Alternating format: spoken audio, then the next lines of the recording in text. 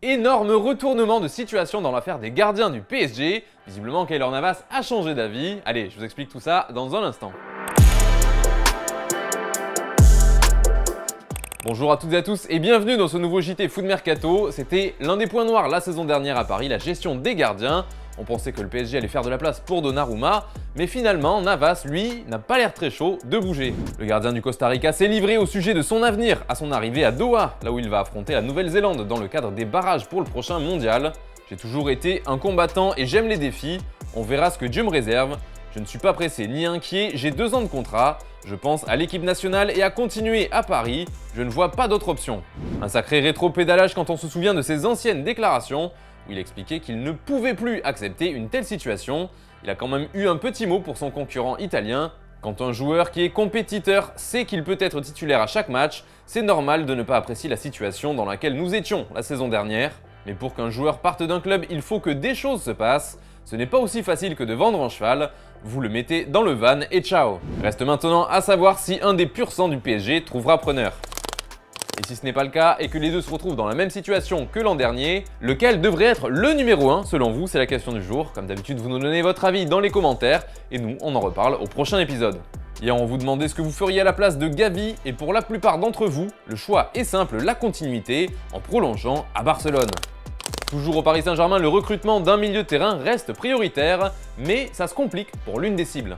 Alors qu'un échec se dessine pour Aurélien Tchouaméni, le PSG prend aussi du retard concernant Ederson. Le milieu brésilien de la Salernitana est également pisté par l'Atalanta, qui aurait déjà fait une première offre, et l'Inter qui vient aussi de faire la sienne. On parle de 21 millions d'euros pour les Nerazzurri, de quoi mettre la pression sur Paris, qui va devoir s'activer un peu pour faire signer le jeune Ederson. En Espagne, le FC Barcelone veut trouver de quoi renforcer son attaque, mais vu que ça se complique au niveau des cibles prioritaires, eh bien on multiplie les plans B. C'est le cas avec Robert Lewandowski, parti au bras de fer avec son club le Bayern, ce qui fait peur au Barça. En effet, les Blaugrana redoutent que le Polonais soit bloqué malgré son appel. Il faut donc explorer d'autres pistes pour le club catalan, et d'après Sport, un certain Gérard Moreno ferait partie de la shortlist. Le quotidien espagnol ajoute que Villarreal pourrait le laisser partir pour un chèque d'environ 40 millions d'euros. Toujours pour ce poste d'attaquant, le nom de Romelu Lukaku avait également été évoqué par la presse, et même si l'Inter semble avoir de l'avance, tout reste possible pour Barcelone, puisque Chelsea aurait ouvert la porte au départ du Belge sous la forme d'un prêt payant. Alexis Sanchez aussi a été évoqué comme possible renfort à bas coût du côté de la Catalogne.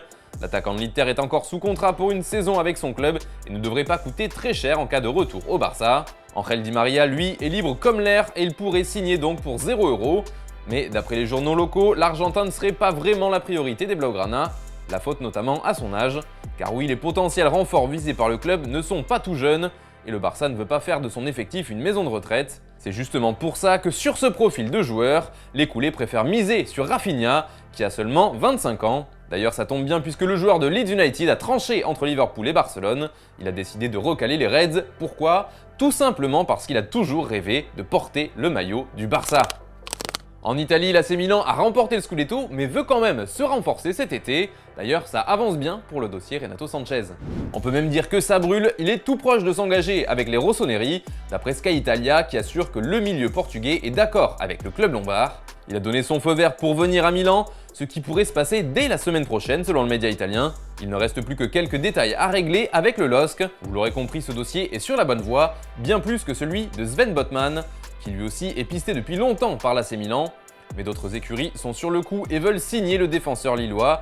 3 équipes de Première Ligue qui sont Newcastle, Manchester United et Tottenham. Et puis, c'est officiel, Saúl Ñíguez retourne en l'envoyeur, lui qui était prêté à Chelsea cette saison. Son passage n'a pas été très concluant chez les Blues qui ont donc décidé de ne pas lever son option d'achat. Il revient à l'Atlético où il jouera la saison prochaine. Luka Modric prolonge au Real Madrid, son contrat se terminait à la fin du mois de juin, mais le Croate va donc rempiler pour une saison supplémentaire. L'ancien Ballon d'Or va donc continuer à nous régaler un an de plus. Allez, on se quitte avec l'image du jour, un peu spécial aujourd'hui, on a lancé un nouveau format sur Snapchat. Si jamais vous avez loupé ça, allez voir, je vous mets le lien dans la description, ça nous donnera la force. Petite précision, pendant le mercato, on mettra 2 numéros par semaine, le mercredi et le samedi. Voilà, je vous mets un petit teaser. Bonne soirée les amis.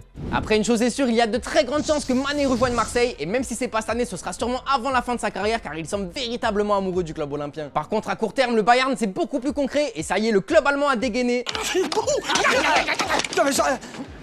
Ils ont fait une première offre aux Reds à la hauteur de 25 millions d'euros pour s'offrir le Sénégalais, sauf que là Liverpool a répondu Non.